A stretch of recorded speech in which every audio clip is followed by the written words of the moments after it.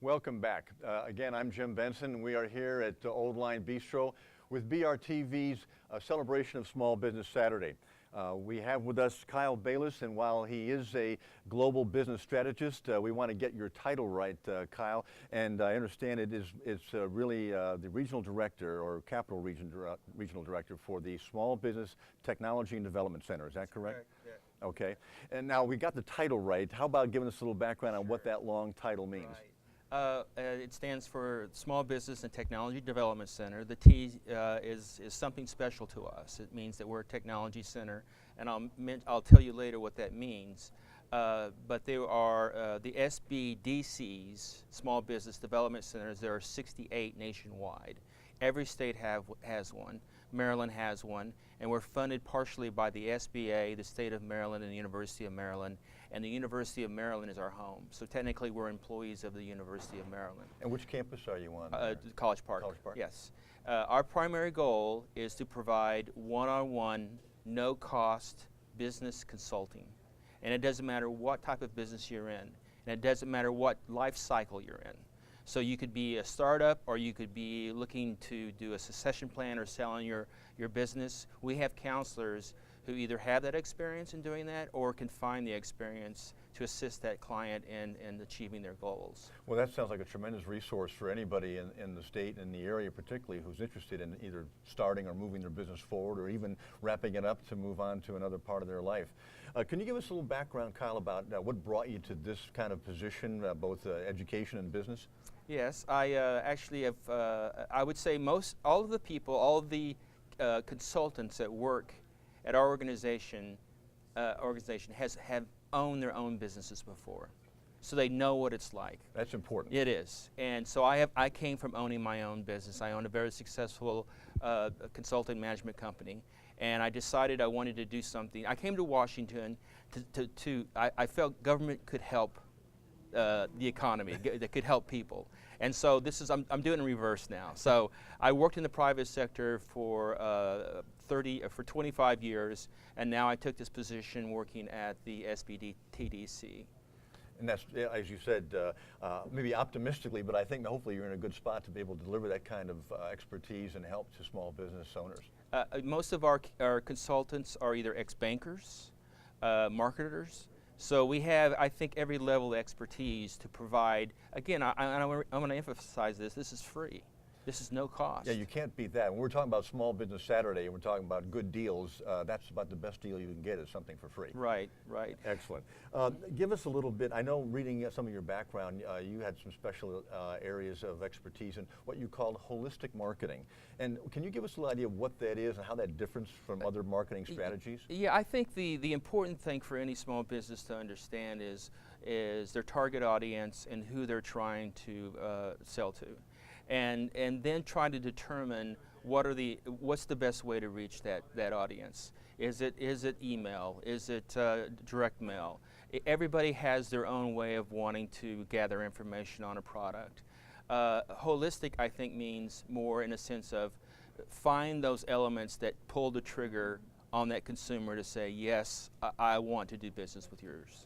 Does that require the business owner to do some kind of survey of their customer base to get a better feel for the profile and how they get their information? Yes, I mean, the first question we ask is, who's your audience? When they walk in the door, we say, who's your who are you going to sell to? And we've had people who've come in who say they want to start a restaurant, and we say, who's your target audience? And they say, people who like to eat. So we say, you need to narrow it down a little bit more. So really the first key to any successful business is understanding their customer and then understanding how they want to be communicated with. And that's part of the very initial steps of any business planning when you're planning your business model for how your business is going to run. Absolutely. Oh, I know we hear a lot in the marketing world and so forth about branding and the importance of that, and certainly the social media has picked up on that as well. Give us an idea of what the significance for branding is, particularly for small business. Yeah, I think branding is, it's one of those things that for small businesses, it has to be a little more intuitive than a larger business. So when you think about branding, you think about the name of your business, it needs to immediately register with the customer what it is you're trying to sell. You're not a Verizon. You're not a huge company who can spend millions and millions of dollars to change your name or to project yourself in a certain way. So I like to view it as the company has to be, the name of the company has to be intuitive. It has to be, you need to understand exactly what they're trying to sell, and I think that cuts down on a lot of the doubt of whether or not that's the right place to buy the product. Well, that's important because you hear a lot now about, I think the internet has opened up even some more in terms of domain names and why it's important to keep it simple and maybe not so clever or esoteric or mysterious in terms of the name, because they don't have that kind of budget where you can establish, a Best Buy or a Sears or some other thing nationally, with that kind of budget. It has to be real targeted for what you're looking for. So when somebody puts, how do I find this in the search engine window or whatever, they're going to pop up and be recognized, even if they only have a one-store operation. And that's correct. And we have people that have that type of experience on our staff that can train people on the various social media and search engine optimization to make sure that you're found. We also have a long list of what we call workshops, training, that we charge a low amount for. And the thing that we'd like, if you went and you found these same types of topics that are being trained privately, the prices are $300 or $400. Ours is like $50, and they're trained by experts. And so typically if a business comes into us, we send them to a free workshop. It's called Ready, Set, Go. And we say, it basically tells you this is a 24/7 job. You got to realize that. And then if they say, okay, I'm ready to go to the next step, then we say, then you need to go to Smart Start. Then we bring in an attorney, we bring in an insurance person, we bring in an accountant, we bring in a banker, and then they understand, okay, this is what I need to build the structure. And then the third thing is, and the most important thing in our opinion, is the business plan. Is what's the roadmap look like for you to achieve this? And then what calculations do you need to do to achieve that goal, as simple as a break-even analysis. Do they do that where they start, where do you expect to be in 5 years and work backwards? And in fact, really what we do is we tell people, just pretend like you're going to sell your business in 5 years. So that sets their goal, and in 5 years, maybe they say, yeah, maybe I want to sell this business. Or they say, no, I've hit that 5-year goal and I want to keep growing it to that next 10-year goal. Or I'm doing something I love and I want to continue doing it. Yeah, that's pretty neat. And I would say also, most of the people that work in our organization, since they've owned businesses before, we know the pain, we feel the pain. That's important to be able to identify with. It is, and so we can vicariously live through this pain with them, but it's, but they're the ones taking the risk. Well, it's also important though that because you've done it and you've come through and you're still smiling and and willing to share that, it says you love what you do. This is something that can be done and survived, and you love it enough to help other people go through it, and be successful. And that's an important aspect. As my father used to always say, they're not going to eat you. What would you, some of the current news that's popped up regarding small business recently, and just the other day the White House announced another delay in the Affordable Care Act. That's going to affect small business in terms of not giving them some access to insurance plans that they would choose for, I think, till November of 2014, I read. What kind of impact does that have for established small business concerns? Well, I think really the most important thing an established small business needs to understand is it doesn't affect them unless they have 50 or more employees. And the typical small business is really under 50 or is less 50 employees. That's what the threshold is there. Yeah, and so they can go out and they can find insurance on their own in the market, in the way it's being set up. But it does take the pressure off the employer not to have to worry about providing that life insurance. Okay. What about the impact on hiring? If they're trying to grow, maybe have a negative impact and try to stay under that 50 because of the insurance situation. In my opinion, if you're growing and you want to hire that 51st employee, you're growing. There's a good reason. Yeah, there's a good reason for that. So I say, it shouldn't deter anybody, and I don't think it will deter anybody if they want to hire 10 more people. In most situations, those hiring decisions are based on calculations already done that says, I'm growing at a rate that I can justify this hiring. including a healthcare cost. Yes. And that's part of what they should be looking at when they do it. Absolutely. I think you're correct. I think they need to put the complete cost of what it's going to take to bring on a new employee. Because usually there's training as well as all the other human resources aspects of it. Yeah. So there's a cost to a person, and we have an estimated cost, and depending on what kind of job it is, we can tell them what it's probably going to cost them to add that person to their company. That's good. What would you, from a advisory standpoint, maybe think about if somebody, as we're coming to the end of the year, people think about resolutions and setting goals, business and personal. Maybe one or two action items that a small business owner who's ready to move to the next step or wants to grow his business, what kind of things should he look at maybe to take that step during the next year and make it a goal for him? That's a good question.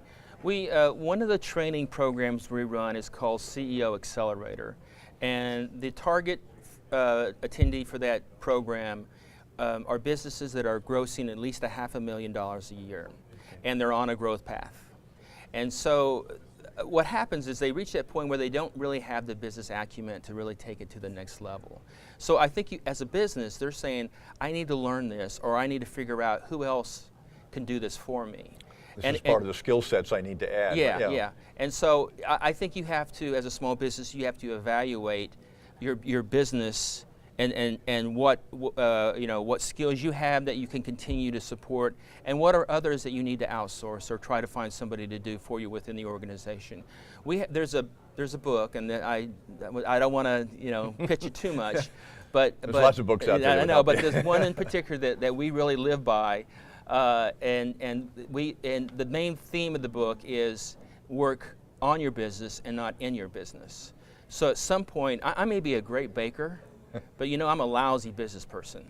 So if I'm a lousy business person, that pie is never going to get out the door. Right. So you have to really understand your shortcomings, and I would say that's what I would recommend for any small business, to really evaluate and to set some goals and look at their financials and look at, are they meeting those financial goals each month? And if they're not, then go back and try to figure out a second plan, or even have one in place and ready to go if that happens. If they're not already meeting those goals with some degree of comfort, then they're not really ready for that next move, and they need to build the business a little stronger so that they can take that next step. Right. Does the term CEO putting anybody off? Many small business owners in a small operation don't often see themselves as a CEO, owner, operator, fine, but a CEO, that gives a whole different vibe to it when you think about it. And I just wonder if anybody ever comments that maybe you should rename the course. Well, actually, a lot of people use CEO, but we want to make sure people understand it's the person who's making the decision in the business. Right.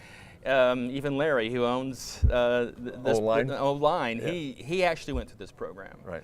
And we've had just tremendous response, positive response. We've actually had to turn people away from different cohorts. And real quickly, I don't think I mentioned this, it's a 12-week executive training program that's 3 hours every Friday. Okay. So for 3 hours, we have instructors come in, and we beat them up. We do. We say, look, this is reality here. If you're going to take this business to the next level, you need to learn these things. Well, the military does that when we talk about, you train like you're going to fight. So you need to make it as realistic and really put tough questions to them. Right. One of our clients is the owner of Busboys and Poets. So, we have 50 million to 0 in clients. But as far as military, and I'm glad you brought that up, we have conducted almost 40 days of training for a program for the SBA called Boots to Business. Let me get that straight, Boots to Business. And the purpose of it is for recently discharged military service men and women, and those that are about to be discharged. And we hold those at Andrews, and they are providing 2 days of, if you want to be an entrepreneur, if you want to start your own business, these are the elements, these are the things you need to understand. Well, that's great information, not only for our audience, but for me personally, not only because of my own interest in that, but my son just finished 9 years in the Marine Corps and is looking to go into business. So I'm going to have to put him on to that. Where is he located? Well, right now he's in Wilmington, North Carolina, Yeah, you know, the Camp Lejeune yeah. community. But we still got a place for him that we can call home, and maybe at least let him look in the region down there, because you said everybody's got, every state's got these regions. But real quick, I just want to really review some of the other things that we do, because I don't want to just pitch that we do one-on-one counseling. We also do bilingual counseling. We have a Hispanic business center. This area alone is the 4th fastest growing Latino community in the country. That's impressive. And that's just the Maryland side. We're not including DC and Virginia. Right. So, you know, there is a need for that first generation to have in-language culture and language counseling.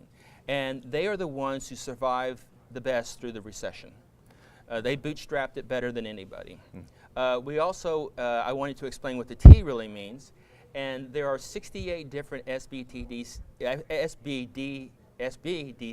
in the United States, Caribbean, Central America. Okay. Only 10 of those are Technology Center certified. Which is why you said you were so proud of the T, because that means you're one of the 10. Right, so we have a team of people, and this area alone is growing, focusing on high tech, IT, of course bio is a big part of this too. But we felt like it was important to have the skill sets in place to service those types of clients. And so the other resources that you have, you say along with the bilingual, do you have other niche areas that you focus on? We have an expert who's a retail expert, and he's a statewide counselor. So he'll go to any place in the state to talk to the client about what she might do to improve their retail services. We also have probably the best thing that we're trying to really push right now is export assistance, is to convince small businesses that 96% of their customers are outside of the country. Somewhere else. Yeah. So, but the global marketplace really does exist. It is. And I tell you, when I was consulting, that's what I did. I focused on those mid-sized businesses because that's why those multinationals survive. Because in one country the economy is doing fine, and another one it may be doing bad. Well, they offset. Right. And so there's no reason to apply the same kind of principle to small and medium-sized businesses. It goes back to not putting all your eggs in one basket. Exactly. You want to make sure you have a diverse enough portfolio of both business, services, products, and customers base that you can survive whatever's going on in any particular market. Right. That's impressive. Right. Well, I just want to say, you know, I want to share some numbers with you, if you don't mind, real quick. I hope I'm not going over my time limit too much. But in this last year, our fiscal year is the same as the federal government, so it ended on October 1st. Right. And so just in this county alone, just in Prince George's County and Montgomery County, we created 287 jobs with our counselors, and we helped them find equity, loans or equity, of over $15 million. That's a lot of money. It is. And so we're proud of the fact that we have these ex-bankers who know exactly what the bank is looking for. Right. And then we also are well tapped into angel groups, angel investors, and then that leads in obviously into VCs, and then hopefully someday a private equity. Right, and that's the key, is there's so many different paths, and many times there are programs, both private and public, that have been put in place, but not everybody's aware of either that they're there at all or how to access them, and what they need to approach them. We call ourselves the best kept secret. The best kept secret. Yeah, because of the way our money's government money, we can't use it to advertise. Right. So it's great to go on shows like this and promote our services, which again are no cost one-on-one business counseling and low cost training. Oh, that's a great pitch for that, and certainly hopefully our audience will pick up on that and take some notes and get the SBTDC right, and know that you're on the campus at College Park for University of Maryland, and that for the most part much of the information and counseling is free. It is. Yes. And that's important. And It is. Kyle, I can't thank you enough for coming by this morning, I appreciate it. sharing that. It's obviously a lot more information. We could do probably another whole interview on some different topics. I could keep going. And yes. we'll get you back here maybe next time to talk some more on some other specific areas. But thank you again so much. All right, thank you. And any last words for our Small Business Saturday audience? Out here? We can also help assist in government contracting. Oh, well, there you go. That's a whole different business in another itself. section. That's a whole different program. Yeah. We'll take care of that the next time we see you. And again, thank you, and have All right. a great holiday. All right, thank you. Okay. Thank you very much to Kyle Bayliss for his presentation and information. We are here at the live at the Old Line Bistro on 11,011 Baltimore Avenue, Route 1 in Beltsville, and we invite you to come by as well as you're tuning in online. Take advantage of the good deals they have in wine, spirits, and food, and the wonderful staff and customer service that's here. So we've got that for you, and let me just check if we're going to take a quick break, and then we'll come back in a little bit with some more information for you. Thank you. Hey smart shopper, stop paying full price. Join the Consumers Win Savings Club and stretch your dollars every time you shop. Joining is simple. Just go to consumerswin.com. That's consumerswin.com and join our community mailing list. You'll start saving on deals right now. You can also get a Consumers Win Savings Club card to carry with you. What a great way to save money and help small businesses in your community to grow. Start saving today. Get the details at consumerswin.com. That's consumerswin.com, where you will master the art of shopping smart. Have you Googled yourself lately? As a small business owner, you serve as the face of your business to potential and existing clients. It's crucial that you put your best face forward by managing your online reputation. Before any prospective client decides to do business with you, it is highly likely that they will Google you. Google is not just a search engine, it's a reputation engine. Here are some tips to help you manage your online reputation. Protect yourself by Googling your name and the name of your business regularly. Use free monitoring tools like Google Alerts to be notified when there is any mention of you or your business. If you do find something negative, act swiftly by either cleaning it up or drowning it out. Clean it up by contacting the website owners and asking them to remove the negative information. Drown it out by posting positive information about you and your company using the various social media networks, blogs, and your own personal websites. Be sure to set the appropriate privacy settings on your social networking accounts and assume that any email or comment could end up in the public forum. At DC Livery, we are focused on building a lifelong relationship with our clients by providing them with reliable, courteous, professional, and secure ground transportation services. Whether it's a multi-vehicle roadshow, a sedan service for airport transfer, a limousine for corporate or private events, a wedding, or a prom or night on the town, you or your clients can enjoy the luxury and comfort of our meticulously maintained fleet. Wherever your business or travel plans take you, DC Livery can arrange all of your ground transportation with just one phone call. Major metro areas we service are Washington, D.C., New York Tri-State, Chicago, Philadelphia, Boston, Houston, Miami, Los Angeles, San Francisco, Paris, London, and many more in U.S. and worldwide. We offer sedans, SUVs, vans, stretch limousines, minibuses, and motor coaches, and utilize state-of-the-art traffic, flight monitoring, and GPS vehicle tracking systems. So call DC Livery to book your next ride.